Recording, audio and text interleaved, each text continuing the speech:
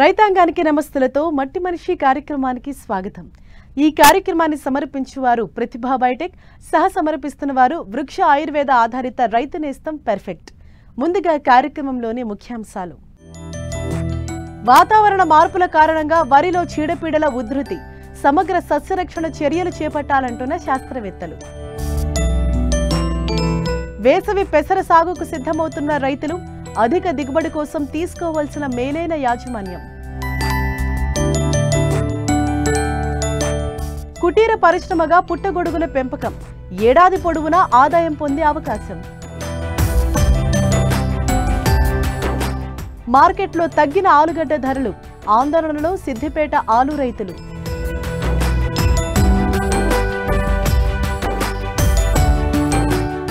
తెలుగు రాష్ట్రాల్లో ప్రస్తుతం వరి చిరుపొట్ట దశ నుండి వెన్ను చేసే దశ వరకు చేరుకుంది. అయితే ప్రస్తుత వాతావరణ పరిస్థితుల కారణంగా వరికి వివిధ రకాల చీడపీడలు ఆశించినట్లు శాస్త్రవేత్తలు గుర్తించారు. ముఖ్యంగా అగ్గి తెగులు, కాండం తొలుచు పురుగు, దోమపోటు, మానిపండు తెగుళ్లు ఎక్కువగా ఆశించి నష్టం కలుగజేస్తున్నాయి. వీటిని రైతులు సకాలంలో గుర్తించి నివారణ చర్యలు చేపట్టకపోతే దిగుబడులు తగ్గే ప్రమాదం ఉంది. వీటి నివారణకు రైతులు చేపట్టాల్సిన సమగ్ర సస్యరక్షణ చర్యల గురించి తెలియజేస్తున్నారు ఉండి కృషి విజ్ఞాన కేంద్రం శాస్త్రవేత్త రాజేష్.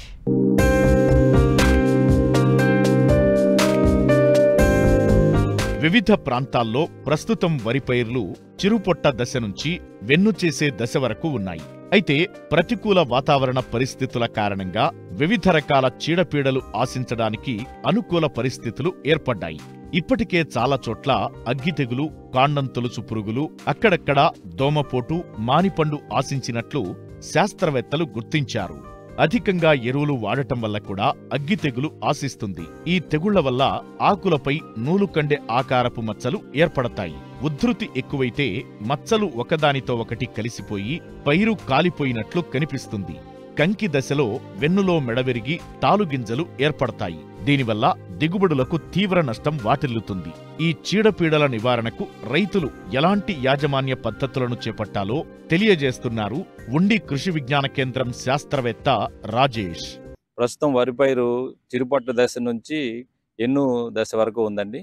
ఈ చిరుపట్ట దశలో మనం మామూలుగా సిఫార్సు చేస్తున్నది ఏంటంటే ఎరువులు మూడో భాగంగా వేసేటువంటి ఎరువుల్లో భాగంగా మనం నత్రజని, పొటాష్ ఎరువులను తప్పనిసరిగా వేసుకోవాలి. ఎకరానికి 20 కేజీలు పొటాష్, నత్రజని మూడో భాగంగా వేసేది ఏదైతే ఉందో అది ఒక బస్తాను ఎంత మిగిలి ఉంటే అంత ఇది కంపల్సరిగా చిరుపట్ట దశలో ఉన్నప్పుడు వేసేసుకోవాలి. తర్వాత సస్యరక్షణ దశగా చూసుకున్నట్లయితే మనకి ఈ తాలుకంకె, వైట్ ఇయర్స్ అంటాం, తెల్ల కంకులు రావడానికి కారణమైనటువంటి కాండం తొలుచు పురుగు నివారణకి జాగ్రత్తలు తీసుకోవాలి. దీనికి మనం గుళికలు కానీ లేదా ఏదైనా సిఫార్సు చేసిన మందులు, గుళికలు అయితే కార్బోఫ్యూరాన్ 3G గ్రాన్యూల్స్ అయితే 10 కేజీలు ఎకరాకి, లేదా మనం 4G వేసుకునే పని అయితే కెల్డాన్ గుళికలు అయితే మనం 8 కేజీలు ఎకరాకి 6 నుంచి 8 కేజీలు చొప్పున మనం వేసుకోవాల్సి ఉంటుంది. లేదా పైపాటుగా స్ప్రే ఇచ్చుకోవాలనుకున్నట్టయితే మనకి కొరాజిన్ కానీ లేదా మనం కార్టాప్ స్ప్రే పరంగా కూడా దొరుకుతుంది. ఇవేవైనా కూడా మనం స్ప్రే చేసుకుని దీన్ని నివారించుకోవచ్చు. కాండం తొలుచు పురుగు ఈ దశలో మనం స్ప్రే చేసినట్లయితే మనకి ఎన్ను తయారవుతున్న సమయంలో అది చేసేటువంటి నష్టాన్ని మనం చాలా వరకు నివారించుకోవచ్చు. నెక్స్ట్ మనం మరి ముఖ్యంగా తెలుసుకోవాల్సింది వచ్చేసి ఇప్పుడు ప్రస్తుతానికి ఎక్కువగా ఉదయం పూట మంచు పడుతుంది.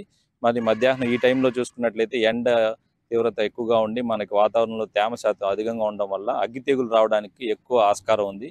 దీని నివారణకి మనం స్టార్టింగ్ స్టేజ్లోనే కనుక్కొని ట్రైసైక్లోజోల్ భీమ్ అని దొరుకుతుంది మనకి, అది ఎకరాకి 120 గ్రాముల చొప్పున మనం స్ప్రే చేసుకోవడం, లేదా కాసుగా మైసిన్ అని కొన్ని మందులు ఉన్నాయి, ఇలాంటివి పిచికారీ చేసుకోవడం, ఒక స్ప్రే ఇవ్వడం చాలా అవసరం ఈ టైంలో. సో పురుగు మందు, తెగులు మందు కలుపుకొని మనం స్ప్రే ఇవ్వాలి. తర్వాత మరీ ముఖ్యంగా మనకి ఈ దశలో వచ్చేటువంటి దోమపోటు ప్రస్తుతానికి కొంచెం అదుపులోనే ఉంది. ఒకవేళ మనకు కనుక ఆ ఉధృతి ఎక్కడైనా కనబడినట్లయితే పెక్సలాన్ మనకి ఎకరాకి 90 ml చొప్పున మనం స్ప్రే చేసుకున్నట్లయితే బాగా కంట్రోల్ చేసుకోవచ్చు. తక్కువగా ఉంది అనుకున్నప్పుడు మనం నార్మల్ తక్కువ డోసు ఖర్చుతో పిచికారీ కూడా చేసుకోవచ్చు. అందులో భాగంగా మనం మోనోక్రోటోఫాస్ కానీ క్లోర్పైరిఫాస్ కానీ ఇవి కూడా మనం సిఫార్సు చేయడం జరుగుతుంది. తర్వాత ఇంకొకటి ఇంపార్టెంట్గా మనం ఈ దశలో చేసుకోవాల్సిన సస్యరక్షణలో మూడోది మానిపండు తెగులు యాజమాన్యం. ఈ మానిపండు తెగులు మన 11, 21 ఈవెన్ 13, 18 రకం ఖరీఫ్లో వేసినప్పుడు కూడా వస్తుందని చెప్పేసి అని అంటున్నారు. దీని నివారణకి మనం బిర్రు పొట్ట దశలో ఉన్నప్పుడు నుంచి లేదు పానికల్ ఎమర్జెన్సీ ఈ స్టేజ్లో ఉన్న టైంలో మనం ఒకసారి ఒక స్ప్రే ఇవ్వాలి.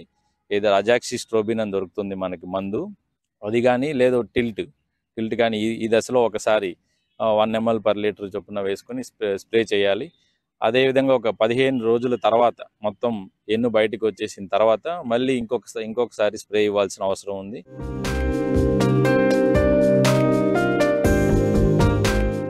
స్వల్ప కాలంలో తక్కువ పెట్టుబడితో చేతికి వచ్చే పంట పెసర. ఈ పంట సాగుతో భూసారం పెరగటంతో పాటు తరువాత వేసే పంటకు మంచి పోషకాలను అందిస్తుంది. సాగు ఆరంభం నుంచే ఆయా ప్రాంతాలకు తగిన రకాలను ఎన్నుకొని సమయానుకూలంగా యాజమాన్య పద్ధతులు పాటించినట్లయితే మంచి దిగుబడులు పొందవచ్చు. ప్రస్తుతం వేసవి పంటగా పెసరను వేసే రైతులు చేపట్టాల్సిన యాజమాన్య పద్ధతుల గురించి తెలియజేస్తున్నారు జమ్మికుంట కృషి విజ్ఞాన కేంద్ర శాస్త్రవేత్త విజయ్.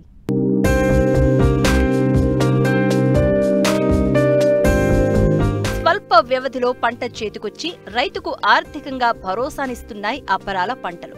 ముఖ్యంగా పెసర అన్ని కాలాల్లోనూ సాగుకు అనుకూలంగా ఉంటుంది.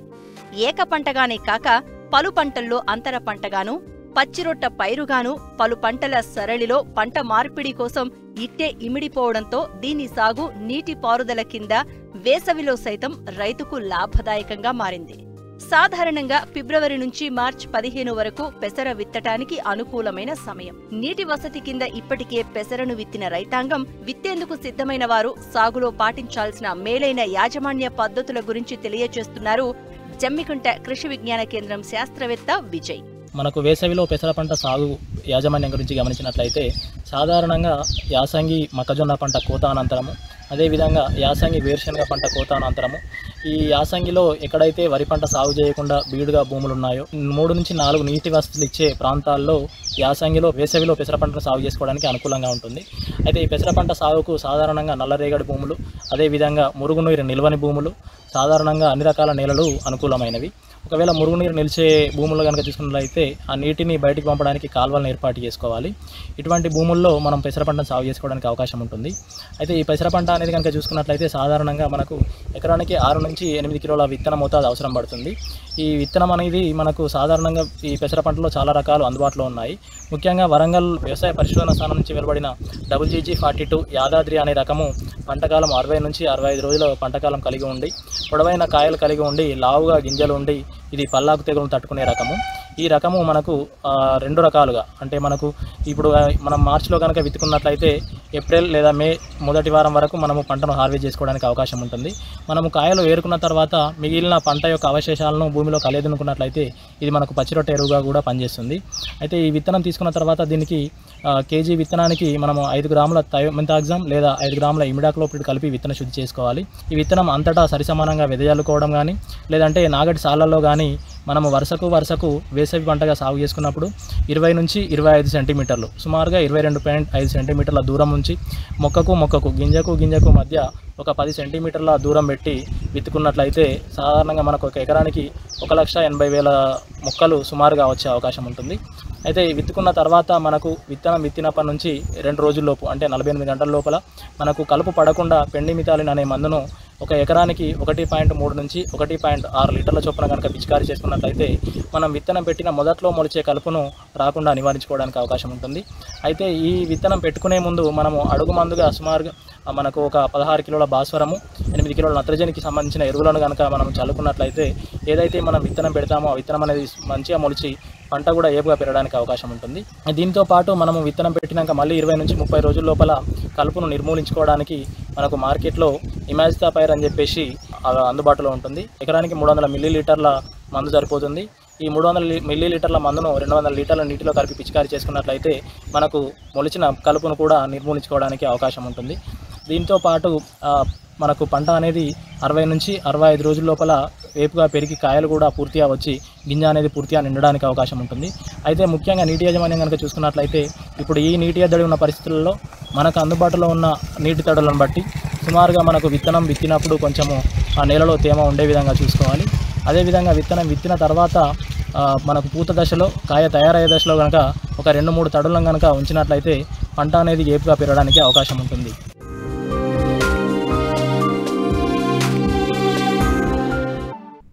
చిన్న తరహా కుటీర పరిశ్రమల్లో పుట్టగొడుగుల పెంపకం మెరుగైన ఉపాధి పరిశ్రమగా దినదినాభివృద్ధి చెందుతోంది. పుట్టగొడుగుల్లో ఉన్న విశిష్ట పోషక విలువలు, ఆరోగ్యానికి మేలు చేసే గుణాల వల్ల వీటి గిరాకీ నానాటికి పెరుగుతోంది. గ్రామాలే కాదు, పట్టణాల్లో కూడా వీటిని పెంచే వీలుండడంతో నిరుద్యోగ యువత కూడా ఈ పరిశ్రమ చేపట్టేందుకు ఆసక్తి చూపిస్తున్నారు. పుట్టగొడుగుల్లో అనేక రకాలు ఉన్నప్పటికీ అధిక గిరాకీని కలిగి తక్కువ ఖర్చుతో పెంచదగిన పాల పుట్టగొడుగుల పెంపకం లాభదాయకంగా ఉంది.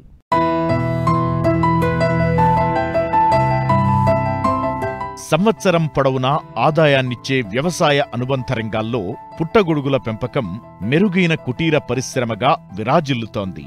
గ్రామీణులకే కాదు, నిరుద్యోగ యువతకు కూడా చక్కటి ఉపాధి పరిశ్రమగా నిలుస్తోంది. పుట్టగొడుగుల్లో అధిక శాతం ప్రోటీన్లు, కార్బోహైడ్రేట్లు ఉంటాయి. పిండి పదార్థం అసలు ఉండకపోవటం వీటి ప్రత్యేకత. విటమిన్లు, ఖనిజ లవణాలు అధికంగా ఉన్నందువల్ల పోషకాహారలేమితో బాధపడే మహిళలకు, పిల్లలకు, గుండె జబ్బు ఉన్నవారికి మంచి ఆహారం. వీటిలో వందల రకాలు ఉన్నప్పటికీ మన రైతులు 4-5 రకాలను మాత్రమే పెంచుతున్నారు. వీటిలో ముత్యపు చిప్ప పుట్టగొడుగులు, వరిగడ్డి పుట్టగొడుగులు, పాల పుట్టగొడుగులు, బటన్ పుట్టగొడుగులు ప్రధానమైనవి. మన రైతాంగం ఎక్కువగా అధిక మార్కెట్ డిమాండ్ ఉన్న పాల పుట్టగొడుగుల పెంపకానికి అధిక ఆసక్తి చూపిస్తున్నారు. సంవత్సరం పొడవునా వీటి దిగుబడి తీసే విధంగా రైతులు తగిన సాగు ప్రణాళికతో ముందడుగు వెయ్యాలి. సాధారణంగా 10x10 చదరపు అడుగుల గది విస్తీర్ణంలో 250 నుంచి 300 బెడ్లు పెంచుకోవచ్చు. బెడ్ల అమరికకు తగిన స్టాండ్లు ఏర్పాటు చేసుకోవాలి. పాల పుట్టగొడుగుల బెడ్లను మొదటి 20 రోజులు చీకటి గదిలో పెంచాల్సి ఉంటుంది. అందువల్ల ప్రతి 2 వెలుతురు గదులకు ఒక చీకటి గది ఏర్పాటు చేసుకుంటే సంవత్సరం పొడవునా దిగుబడి తీయవచ్చు. తక్కువ పెట్టుబడితో అతి తక్కువ స్థలంలో మంచి ఉపాధినిస్తుందని పాల పుట్టగొడుగుల పెంపకం గురించి తెలియజేస్తున్నారు హైదరాబాద్లోని రాజేంద్రనగర్ వ్యవసాయ కళాశాల పుట్టగొడుగుల పెంపక విభాగం సీనియర్ శాస్త్రవేత్త డాక్టర్ ప్రమీల. పాల పుట్టగొడుగులు ఇవి మన భారతదేశంలోని వెస్ట్ బెంగాల్లో ఫస్ట్ కనుగొని దీన్ని బాగా ప్రసిద్ధి చెందుతున్నాయి ఇవి. సో ఇవి ఉష్ణమండల పుట్టగొడుగులు. ఇవి పెరగాలంటే 30 నుంచి 35 డిగ్రీల సెంటీగ్రేడ్ ఉష్ణోగ్రత, గాలిలో తేమ 80 నుంచి 90% ఉండాలి. సో ఇవి మన వాతావరణానికి అనుకూలంగా ఉన్నాయి, ప్లస్ మార్కెట్ ఉంది కాబట్టి వీటిని పెంచుకోవటం అనుకూలంగా ఉంటుంది. మనం ఈ పుట్టగొడుగులు పెంచుకునే విధానం చూసినట్లయితే ముందుగా వరిగడ్డిని 3 నుంచి 5 సెంటీమీటర్లు ముక్కలుగా కట్ చేసుకుని దీనిని 6 నుంచి 8 గంటల పాటు నానబెట్టుకోవాలండి మంచి నీటిలో. అలా నానబెట్టుకున్న తర్వాత ఆ నీటిని తీసివేసి మళ్ళీ ఫ్రెష్ నీళ్ళని పోసుకొని దీంట్లో ఫార్మాల్డిహైడ్ లేదా ఫార్మలిన్ అనే మందుని 1/2 లీటరు 100 లీటర్ల నీళ్ళలో కలుపుకొని దీనికి బావిస్టిన్, దీనితో పాటు మనము మెలాథియాన్ 100 ml కలుపుకోవాలి.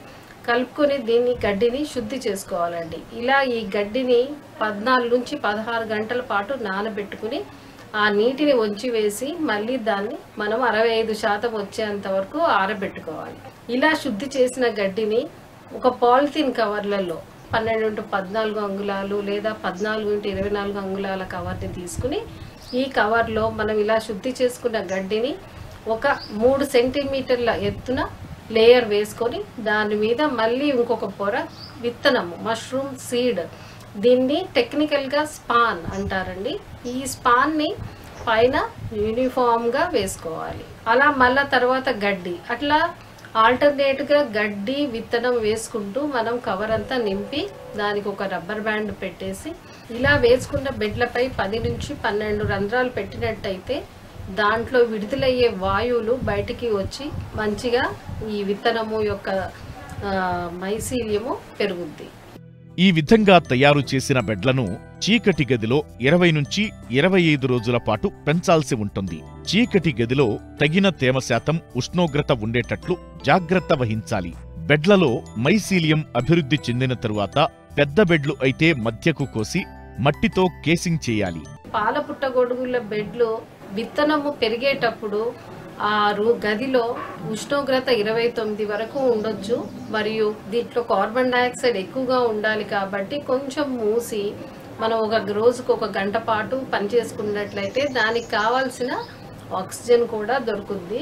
ఇలా చేసినట్టయితే మనకి 25 రోజుల్లో మంచిగా బూజు పెరిగి ముత్యపు చిప్ప పుట్టగొడుగులాగే బెడ్ అంతా తెల్లగా వచ్చిన తర్వాత దీంట్లో ఒక కేసింగ్ అనే ఆపరేషన్ చేయాలండి. కేసింగ్ అంటే మనము ఒక 3 సెంటీమీటర్ల మందము శుద్ధి చేసిన మట్టిని చాక్ పౌడర్ కాల్షియం కార్బనేట్ 20 గ్రాములు కేజీ మట్టికి కలిపి 3 సెంటీమీటర్ల మందము ఈ కట్ చేసిన పైన వేయాలి.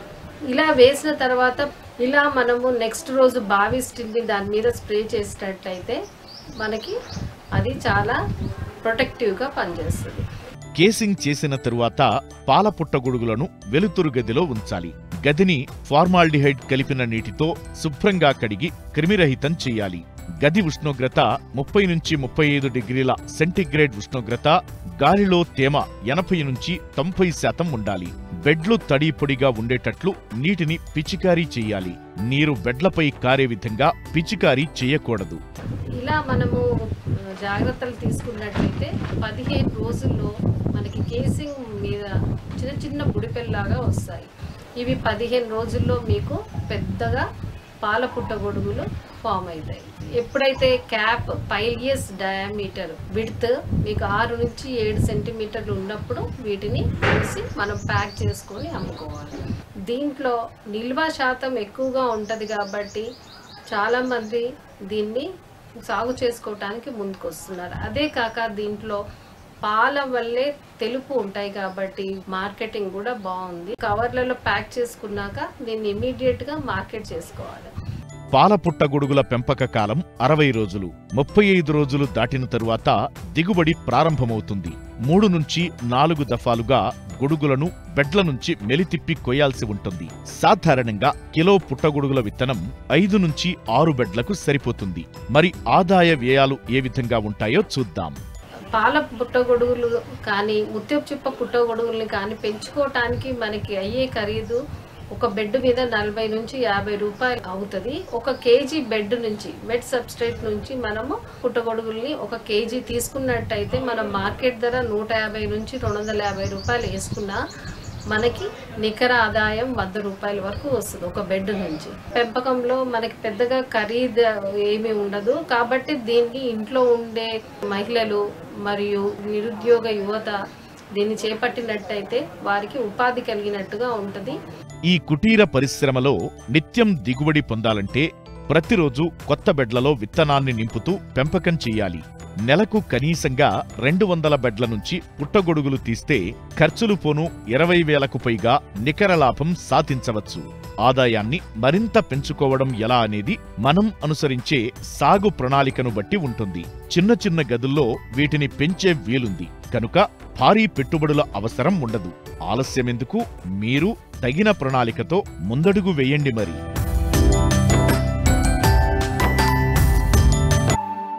కూరగాయ పంట అయిన ఆలుగడ్డ పంటకు సిద్దిపేట జిల్లా జహీరాబాద్ పెట్టింది పేరు. సెప్టెంబర్, అక్టోబర్ నెలల్లో నాటిన పంటను ప్రస్తుతం తవ్వి మార్కెట్కు తరలిస్తున్నారు రైతులు. అయితే మార్కెట్లో పలికే ధరలు చూసి రైతులు ఆందోళన వ్యక్తం చేస్తున్నారు. దిగుబడి వచ్చినా ధర లేకపోవడంతో కోల్డ్ స్టోరేజ్లు ఏర్పాటు చేయాలంటూ డిమాండ్ చేస్తున్నారు.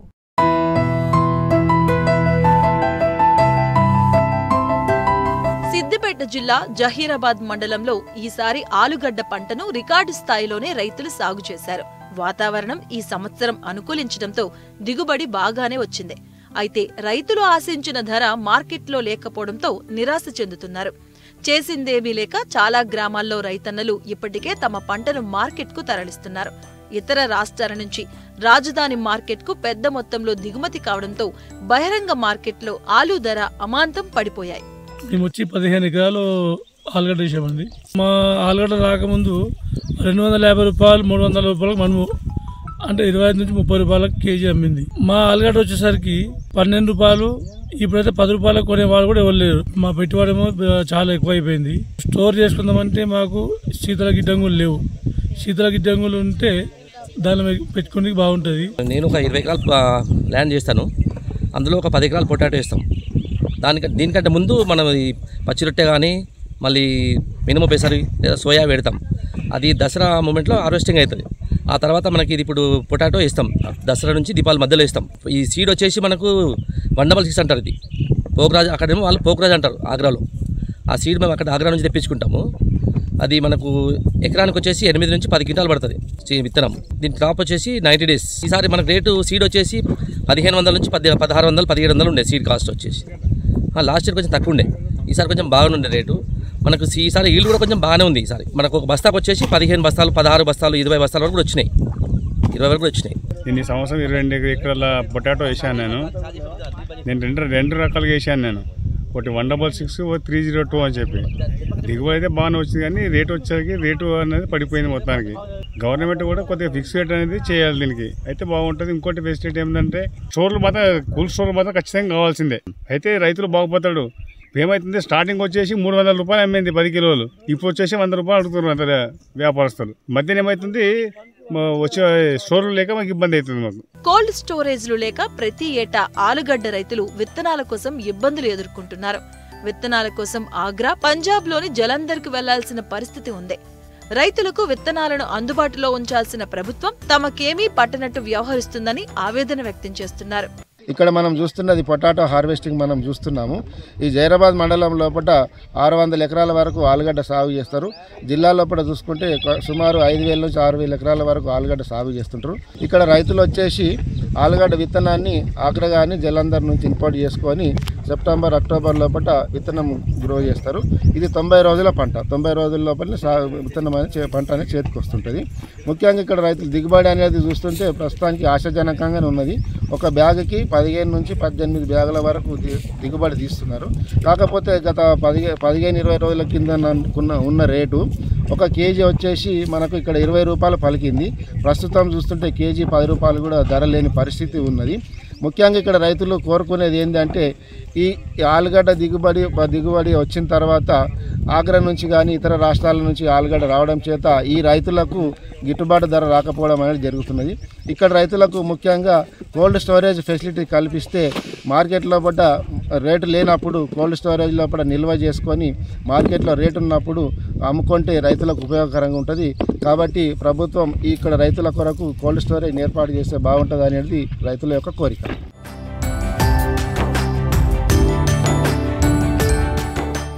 మరిన్ని ఆసక్తికరమైన విశేషాలతో ప్రతిభా బయోటెక్ సమర్పిస్తున్న వారు వృక్ష ఆయుర్వేద ఆధారిత రైతు నేస్తం పెర్ఫెక్ట్ మట్టి మనిషి కార్యక్రమంలో మళ్ళీ కలుసుకుందాం.